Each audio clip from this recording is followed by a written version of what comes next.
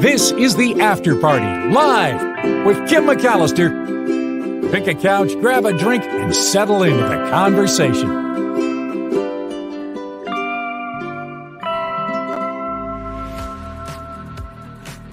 Hey, thank you for spending your time with me here on the After Party live on this afternoon.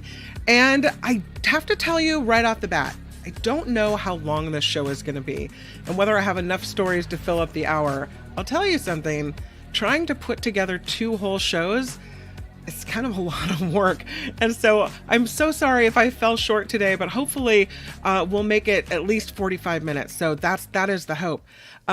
If you hadn't heard yet, Mark Thompson's dad died on Monday night. And that is the show before this one, where I'm filling in for Mark. So kind of a sad week. Mark is in Washington, D.C. visiting his parents. But we're keeping this going. The Mark Thompson Show, the After Party Live, the Nikki Maduro Show. We keep pushing through and making it work. Huge thank you to everyone who contributes to that show and this one as well. Meredith put forward $30 last night. Huge thank you. Wes coming through with $5 yesterday and the day before as well. Scott Rittenberg in June, another contribution from Wes. So huge thank you to everyone who steps up and supports this show. You can find the Patreon or the PayPal link rather in the show description. And also if you look at the After Party Live and you hit about, it's in there as well. And it's a copy and paste mechanism at this point. All right, let's get into it. Oh, before we do that, I do want to tell you that we're up to 2,129 subscribers on the After Party Live. The next baby step goal that I set is 2,500. So we're well on our way. Huge thank you to everyone who shares the shorts, comments on them, watches, and helps to grow this show.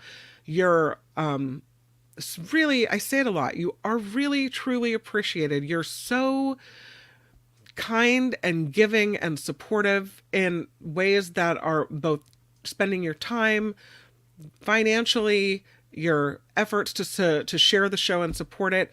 It doesn't go unnoticed by me, and I really feel the love. So thank you for that.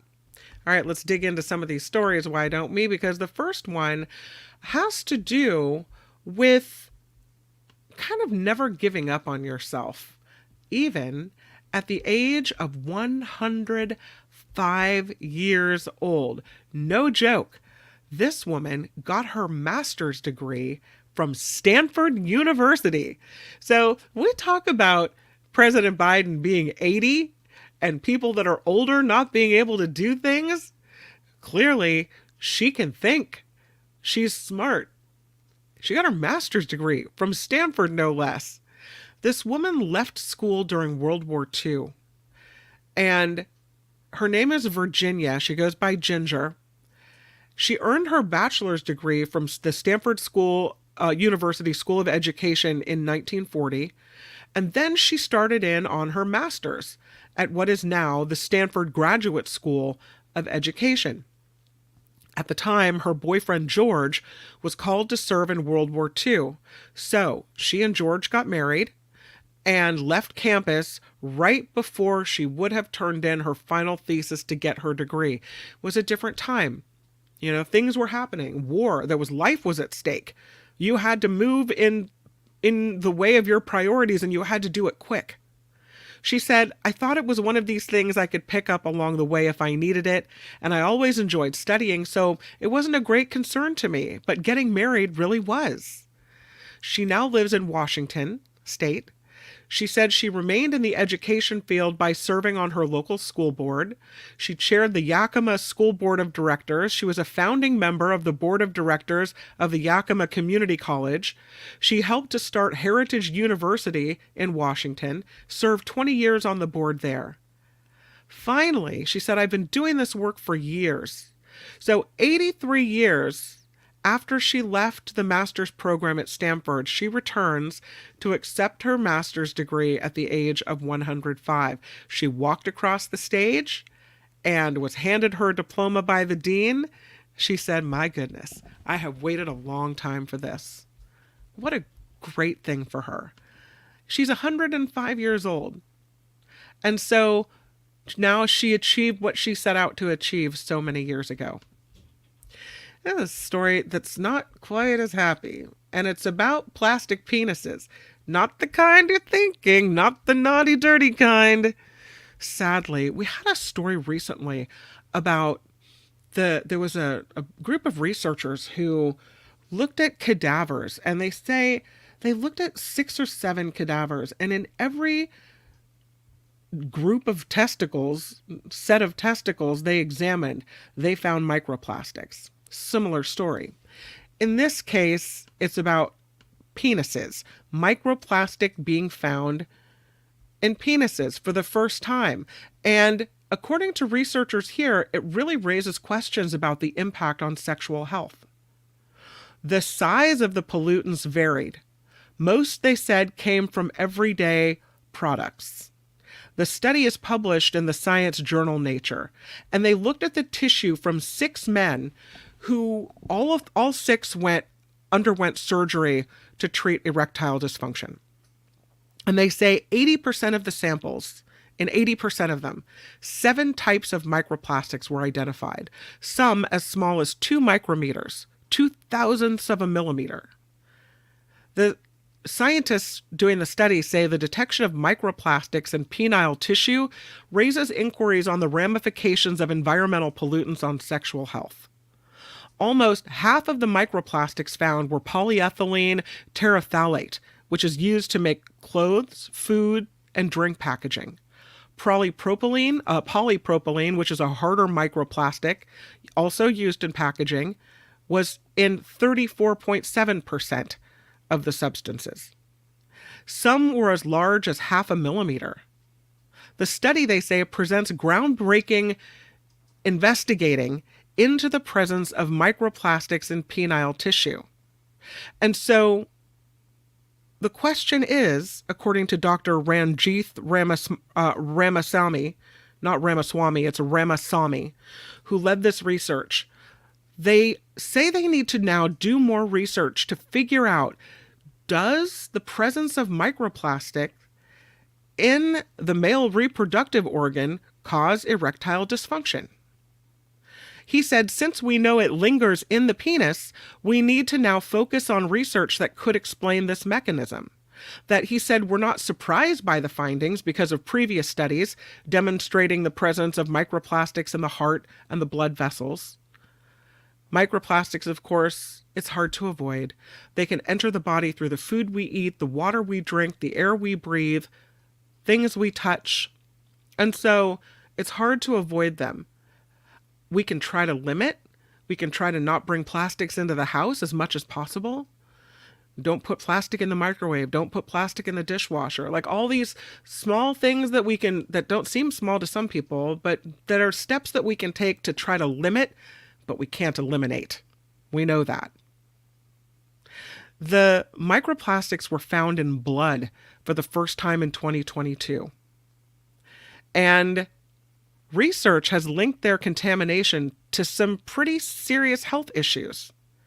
They found that in a study done in March of this year, that people that had microplastics in their blood vessels were more likely to suffer a stroke, a heart attack, or early death. Yeah, crazy. They found plastic in the blood vessels of almost 3 out of 5 of the 304 patients enrolled in their study in Italy. So that doesn't prove that strokes, heart attacks, and early death are caused by microplastics. They could have been exposed to other risk factors we don't know about, but they're looking into it. And so now we know that it's in our reproductive tissue. There was a story I saw recently about microplastics being found in a placenta. So you think, okay, maybe we don't care about the children, and maybe we don't care about the blood, but we've always talked about this. Like, if men were the ones to have to carry children and give birth, how different laws and rules will be. Well, maybe now that we know that microplastics are in the testicles and the penis and could affect whether or not you get it up, maybe that will spur someone to action. Maybe that will start making people take note and do something. When it's about the penis, maybe people will start paying attention. I don't know. Just a thought. I'm going to the chat for this one. Let's see what you guys have to say. Is anyone concerned about penises? No? For some reason, I can't see the chat. Here it is. Let's see. Teacher Lori says, no one is putting microplastics on things. Microplastic comes from regular plastic. Yeah, that breaks down. Right. It's in everything we use.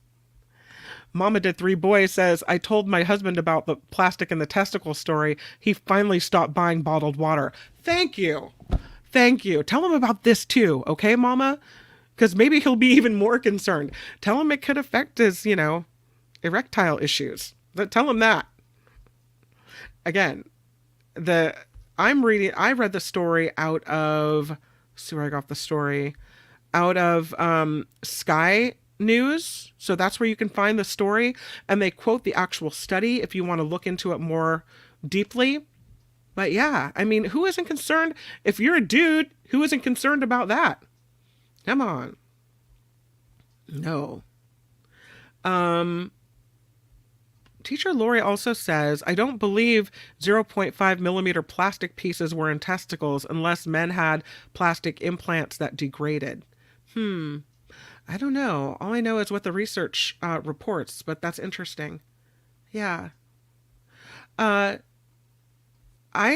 concerned. I'm concerned about men's health. I mean, I have a couple penises walking around in this house. Yeah, a husband. I got a son. I want them to be healthy, right? Yeah.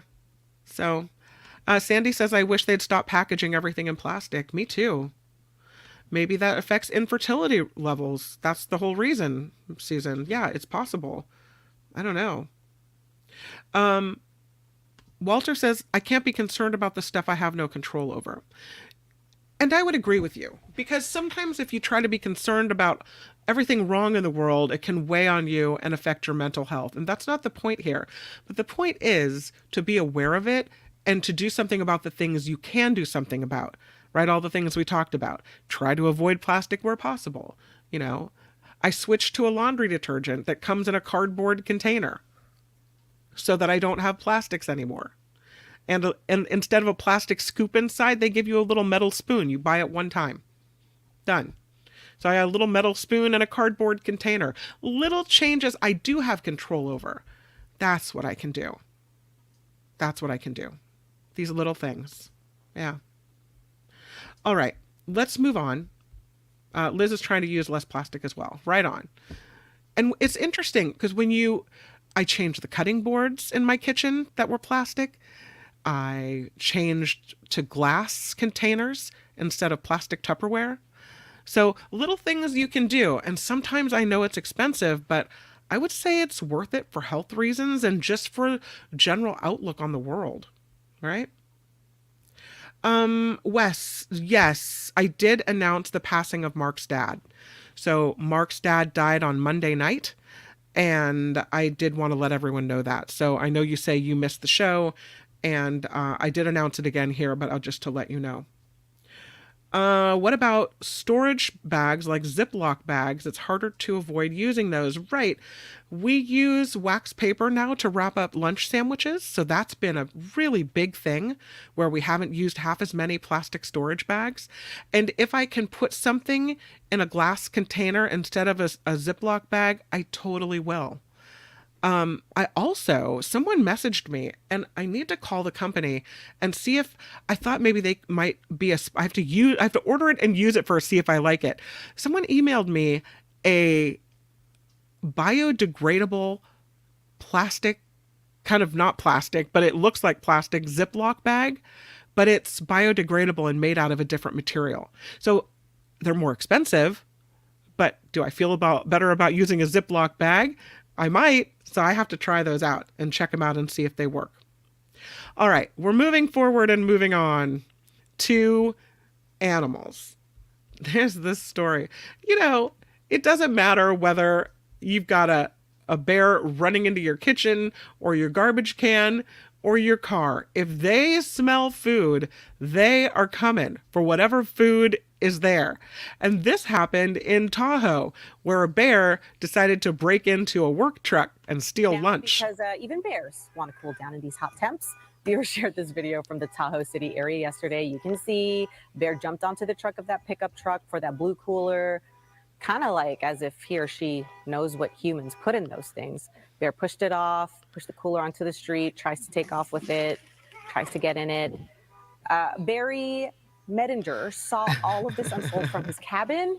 He said the bear eventually successfully stole the lunches that were inside that cooler. They belonged to people who had been remodeling balconies. Yeah, I have a feeling that's not the first time the bear, stole someone's lunch. Knew exactly what was in there, some lunches. Yeah, well, they smell the food in there. I mean, they can smell it. The plastic cooler does not prevent them and their amazing smellers from knowing that there's something good inside. Yeah. This is a story about a watch, and it's a Rolex. So it's a pretty nice looking watch. It was lost. It was believed to have been lost. 50 years after it was lost, it shows back up, and it looks like a cow had eaten it. This 95-year-old man named James Steele said he bought the Rolex after his 21st birthday in 1950, and he lost it about 20 years later while he was working on his farm in Shropshire, England.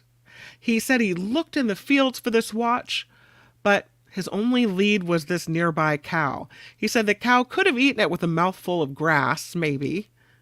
Now, 50 years later, it's resurfaced.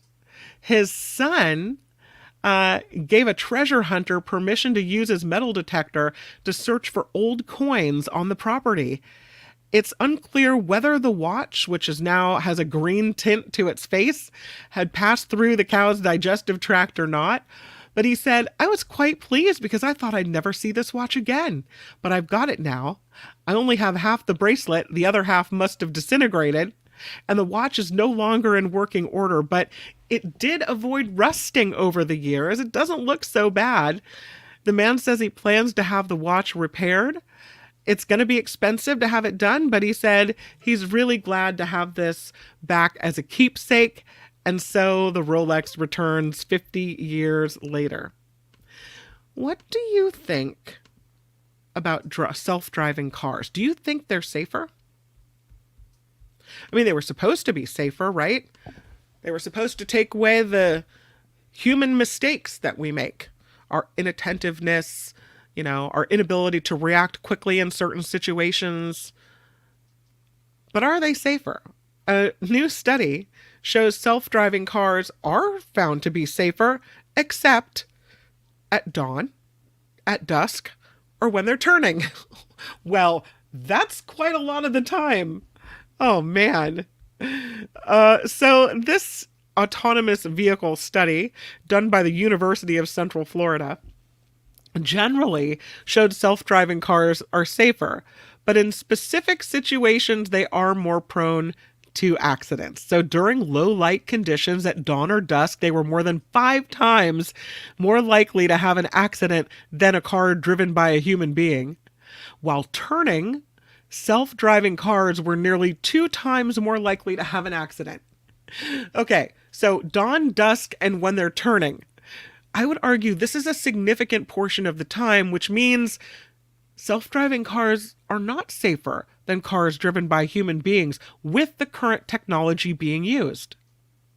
Now, there have been a lot of these accidents that we've seen. Just last week, there was a Tesla, I think it was a Tesla in self-driving mode that slammed into a police car in California. So they say self-driving cars could be on the roads in the UK by 2026. They're already on the roads in California, right? They're in Los Angeles County, in San Francisco, and Arizona, and all these places where they were being tested. So they did this study in the UK last year because they're expecting them to come there soon.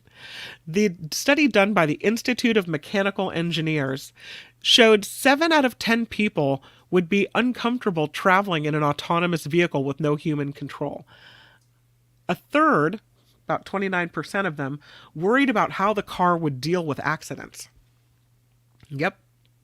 They found in another study that autonomous vehicles were less likely to be involved in accidents when performing routine tasks like maintaining lane positions or adjusting to the flow of traffic. I would say turning is a routine task. If you can't turn a car without a huge risk of accident, you've got a real problem. So I guess when the autonomous cars start popping up all over the place, like they did in San Francisco, at dawn and dusk, keep your eyes peeled. If you're in a crosswalk, or if you're, in a situation where you see one of these things turning, put your defenses up. Defensive driving mode engaged. They didn't do so well with this AI experiment at McDonald's. They had used this AI as kind of a test situation to see if it works. And they did an AI drive-through to see if the AI technology would get it right, get the orders right more of the time. Well, McDonald's is now ending its AI drive-through trial because customers were reporting errors in their orders.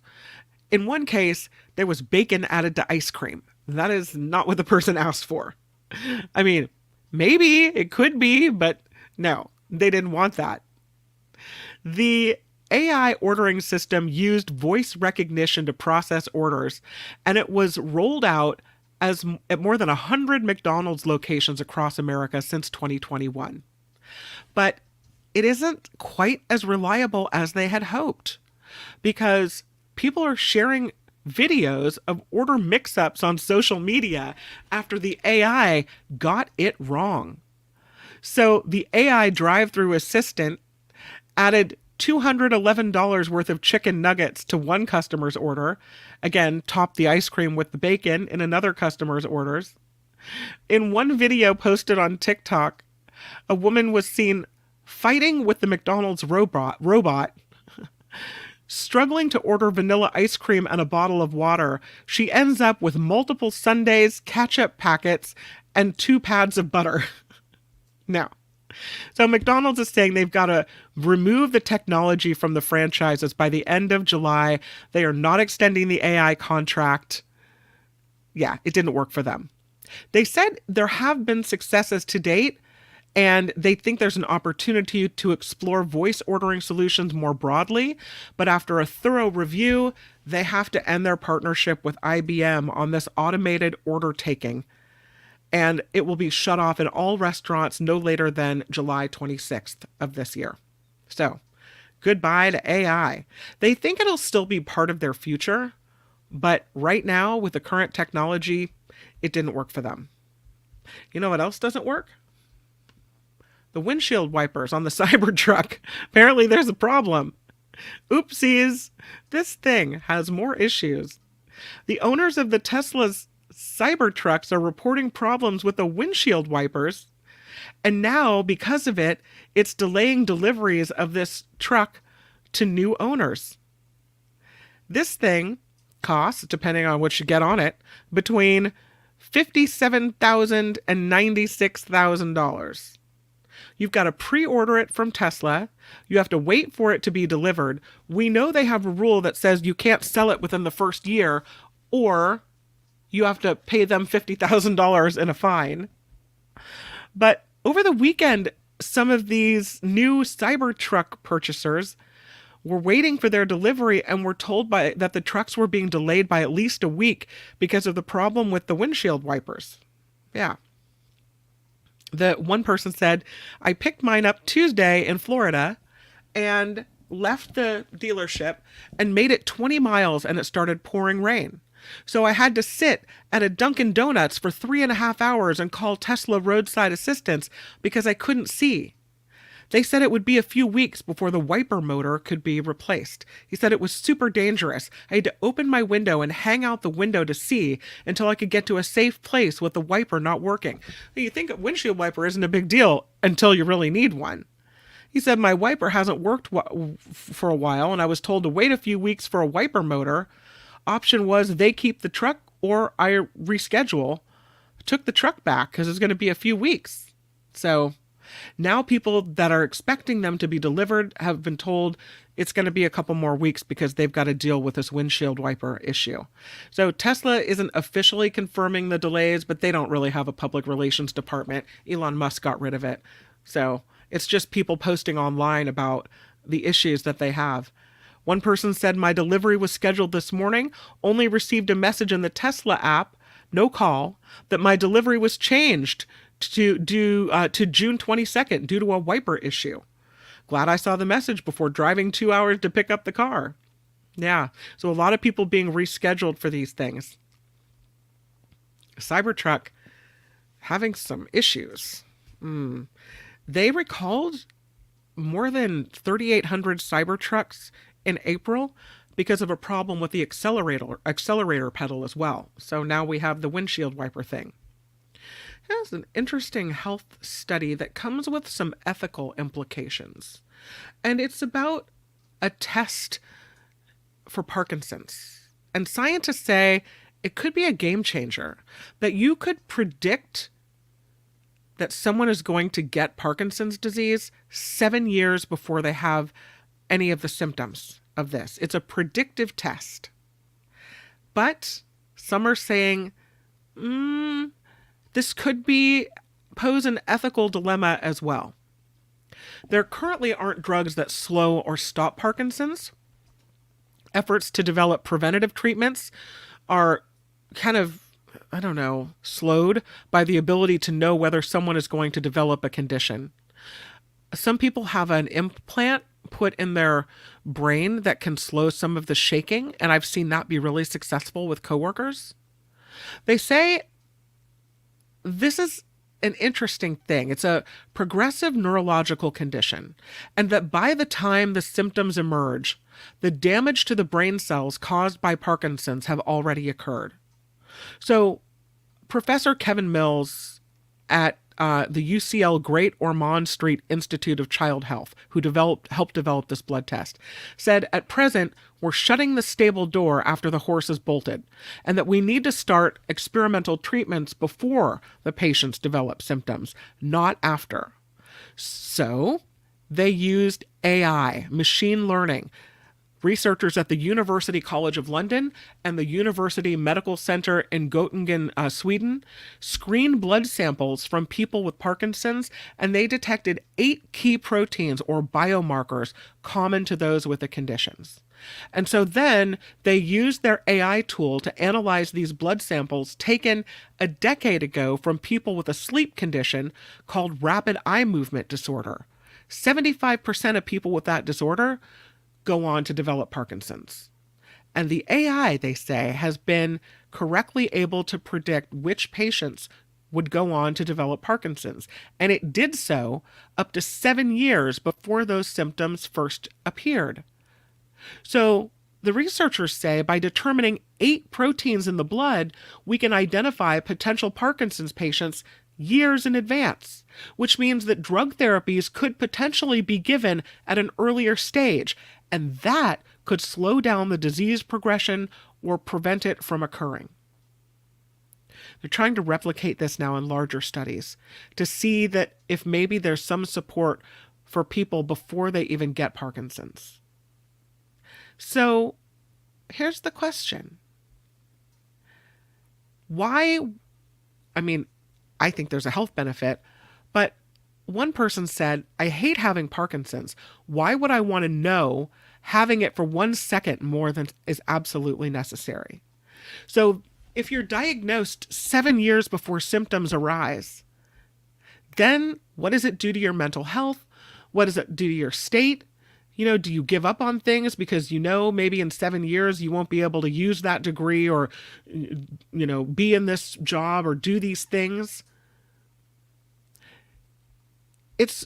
Apparently this man was a marathon runner. He says he gets that having a predictive test for Parkinson's could be a big step toward developing new treatments. But he said he just wouldn't want to know early. Would you want to know early? I think I kind of would. I mean, you can go blindly along in your life, not knowing things, but if there's any way to make it better or to help, then I guess why would you want to live your life just not knowing and kind of ignorance? I don't know. I can see it both ways, honestly. Because the day you find out that you have some debilitating disease or something seriously wrong is kind of the day that your life and your outlook changes. So I don't know. Mama Day 3 Boys says, I would want to know if I was going to be impaired in the future. That way I could get my things in order, make sure I'm taken care of, and what I want to do could still get done. Yeah, I get it. Susan says it's the same concept of knowing if you will be dying. Yeah, and I agree. And just like Mama said, if you know your life is coming to an end, you can set things right with people you need to set things right with if you have that happening. You can, again, try to make amends. You can put your paperwork in order. You can get everything all set. So I don't know. Gordon says, I'd like to know early if there was a treatment for it. Cindy says, diagnose early may allow treatments to delay the disease as well as make financial plans for cost of care. Right. It's true. So maybe it's not as scary as it looks. Maybe you just, by knowing early, you buy yourself, some extra time. I don't know. Interesting, though. Interesting question, I think. Uh-oh, my computer's going to die. Let me plug it in. But I can see the ethical dilemma there. I guess I think that you have to let the patient make the decision, right? Let the patient figure it out. Let's move to this story about, what do I have for you next? Here, at the baseball field. It's a camera. They have all these cameras pointed at the field to catch every play from every angle. AAA baseball are now adopting robot-style umpire systems full-time. They're making the switch to automated ball strike. It's called ABS. For at least the rest of the 2024 season. They've kind of been experimenting, tinkering around with this automated ball strike system in the minor leagues since 2019. So this is the second season that AAA parks have tested the ABS system, known as the robot umpire, at home plate. AAA games have been testing both the ABS, the fully automated ball and strikes, with a human umpire merely relaying the automated calls, and now the standard ABS system in which human umpires still call the balls and strikes. In the ABS challenge system, teams are given a limited number of times they can challenge the human ump's call, at which point the automated system gives the final word. So we're trusting the AI more than we're trusting the people. So far, this year, only 47% of challenges have been successful. This means the human umpires were found to be correct about half of the time after their calls were challenged. It also means they were incorrect on controversial calls about half of the time. So it depends on how you look at it, right? The method where human umpires make the calls and only use the automated system for challenges, they say is the preferred option among players and fans. So, that I guess that's what they're going to do. They do say that robot-assisted calls likely won't be used in the major leagues until at least 2026. They still have some technical issues. They're trying to figure it out. They say they haven't made a lot of progress in the minor leagues this year, as much as they had hoped, but it's becoming more and more likely that this will not be a go in major leagues for 2025. If and when Major League does incorporate ABS, they say it'll come in the form of the ABS challenge system rather than the fully automated system. So, robot umpires in minor leagues, soon to come to major leagues when they iron everything out. Can we talk again about Tourons, because they're back at it again? The Tourons this time have shown up in Italy. It's a beautiful little town. This place is gorgeous. Look at that. It's like something out of a fairy tale, right? This is a beautiful ancient Italian city of Matera. And this parkour group from London called Team Fat, P-H-A-T, Team Fat, they visited this city and they went running and climbing and leaping through the streets and over the old structures. And one of them caused a significant segment of a historic building to fall off, sending both himself and this part of the building smashing to the ground. This city, Matera, dates back to the Paleolithic era. It's located in the Basilicata region in southern Italy. In 1993, it was granted UNESCO World Heritage status. It was the European Capital of Culture in 2019. The parkour group had posted this video that said they were in the beautiful city of Matera, where one of our members, Devin, had a scary fall that could have been really bad. In this video, it shows him jumping off a building, trying to use a stone ledge to help him get to another building across the street, but the ledge couldn't withstand his force and it dramatically cracked off. Off camera, a member of the team suggests they tried to hide the evidence. And so many negative comments about this on social media. They say this city is a UNESCO heritage site for a reason. That while we want to enjoy parkour as much as possible, we should also watch where we step, not for safety, not only for safety, but also for respect of culture and history. Come on. So, I mean, you don't go to a place like this and bust things up in your zeal to leap from building to building to building to building. Just not cool. You know?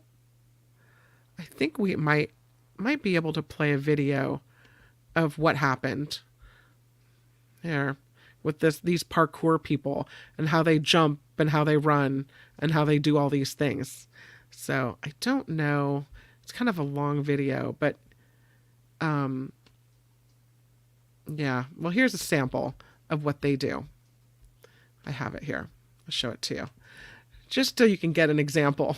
See an example of what exactly they're doing that caused this type of damage in Matera. Hold on, I have to take this picture down so that I can get the video up for you. And here it is. Thank you for your patience. Crazy. I mean, it's a cool sport, but come on now. I'm going to... Wow, good. I'll take this. I'm going to take down the audio because I know it's their music.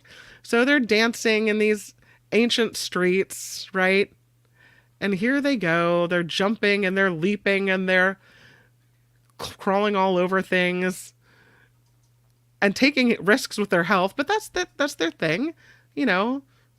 I get that they want to do this. And these buildings are so close together that maybe that makes Matera, Italy, a more, I don't know, attractive place for them to do these types of stunts and maneuvers. I don't know. And here he goes. He's going to go take a running leap and jump from one building to the next. And here you have these really old, historic, beautiful buildings that end up getting damaged by these people. And I just don't think that what they're doing is worth it. So I'm going to go ahead and call them Tourons. Absolutely. Yeah. So I haven't seen the part of this video yet where they injure the historic buildings. But yeah. Yeah, jumping from ledge to ledge. I can't imagine doing that. I mean, it just seems so wild. But this is what they do. And this is what they've done. I can imagine the people of Matera, Italy are not pleased. I don't think that the parkour group from London will be invited back if they were invited at all. No. But look at what they're doing. Crazy. Oh my God. If that was my kid, I'd be having a heart attack. I mean, wow. They are incredible athletes, you could say. But do they realize what they're jumping on is so old and important? I don't think they do. They don't have a lot of respect for it, I would say. really disrespectful when you go and do this type of thing. Maybe this is the one where he breaks it. I don't know. Let's see what he does. He's on the roof, getting ready to jump off. Nope. All right. Oh, there. That's where he fell. And now you can see that piece, that chunk of concrete that came down. So he injures his leg, and there it is. He breaks the building. Yeah. Wild. So there you go. It looks like he really hurt himself. He's up, though. Yeah, but now the building is damaged, and they walk away and try to get out of it. Yeah. So there you go. Thanks, parkour people, for messing up a beautiful building in this beautiful place. We talk about Stonehenge. These protesters are fossil fuel, anti-fossil fuel activists, you could say. And they're with the group Just Stop Oil. And they decided that, again, completely in the most disrespectful manner, to protest at Stonehenge by splashing orange paint on this amazing, I don't know, you call it monolith thing, group of rocks that have been around for years and years, things that, part of history that we try to protect, that we respect, that we go see, that we, that makes us think about the reasons it was even put up, about who did it and why. Part of humanity and culture we try to preserve. And this is what they do. Environmental protesters, and trust me, they have a friend in me when it comes to the environment. They don't have a friend in me when it comes to damage, because I just don't understand. This is a prehistoric structure, Stonehenge, and these environmental protesters splash it with orange paint just one day before huge crowds are expected to gather for the summer solstice there.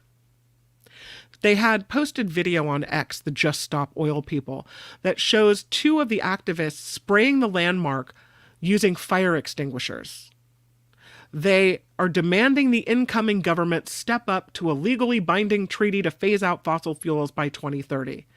And in doing so, they've decided to vandalize, because that's what they did, this incredible monument, this landmark. I don't understand.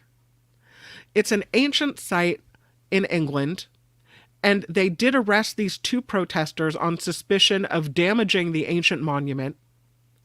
The people, I guess there's an official Stonehenge X account, and they call this extremely upsetting. It's upsetting to me, and I don't live there or, work to support it and preserve it. Orange powdered paint thrown at a number of the stones at Stonehenge.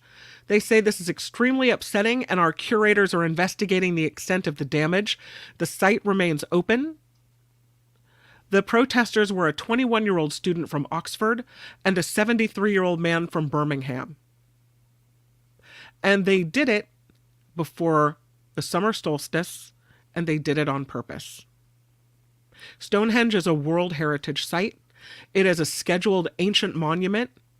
It's seen by some as a sacred place. And the folks that work to keep Stonehenge in somewhat good condition, not all full of garbage and wrecked, say they ask that those attending respect it, and those celebrating around it are respected as well. Rishi Sunak, who's the Prime Minister of Britain, called Just Stop Oil a disgrace. This is where you lose people. This is where you lose people, because we all might have gotten on board with, switching from fossil fuels to renewable energy or doing things better for the planet. I could get on board with that. But the methods by which you make your point, no. Just no. And you could say, well, Kim, if they hadn't taken such a drastic step, you wouldn't be talking about it on the show. We all wouldn't be talking about Just Stop Oil. The problem is, Now I have a distaste for Just Stop Oil, and I don't want to support this particular group. So no, I'm so more than annoyed. I'm disgusted that they could do this to a part of humanity that we should all be working to protect. All right, last story of the day. This drift bottle. How cool is this?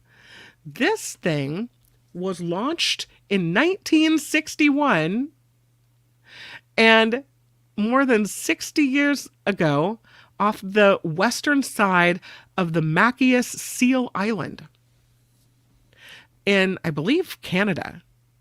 And it was recently found near Boston. It was one of 5 drift bottles released so long ago. And this island is between the United States and Canada. And it had a note inside that it was a drift bottle used to track surface currents. So starting in 1922, researchers tracked the surface currents by releasing bottles into the ocean and then relying on people that saw them to let them know when and where the bottles were seen. Kind of an old school technology, but it helped them understand the recovery locations and dates. This bottle is one of 5 that was set out into the ocean in 1961 in the Bay of Fundy from Machias Seal Island, and it was recently found on the northern tip of Cape Cod. It had a note promising a $1 reward if the finder reported the bottle's location to researchers. We don't know if that offer is still valid. I don't think you're going to get your dollar this many years later. But kind of cool that it made its way to Boston. So there you go. And that, my friends, is the After Party Live for today. A huge thank you for spending your time here at the party with me on this Wednesday. Tomorrow, a really good Nikki Maduro show. It is David Katz Day on the Mark Thompson show, so that's going to be really interesting. And then it is Trivia Thursday here on the After Party. So I hope you'll join me. Again, thank you to everyone who supports this show via the PayPal link. Huge thank you. We really need all the help we can get in that department. And thank you for your comments and for spending your afternoon here as well. Go out, make it a great day, and I'll see you back here on YouTube tomorrow. Until then, bye-bye. The After Party Live would like to thank the following contributors and viewers like you.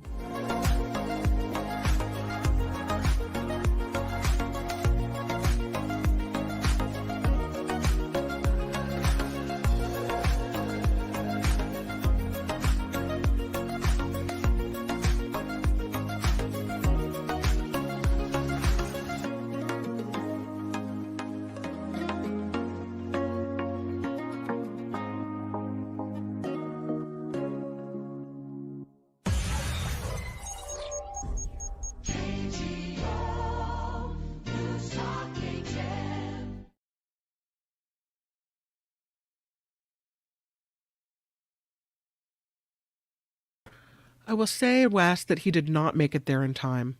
His dad died hours after the show on Monday, but he had been there recently and he felt good about the time that he spent there.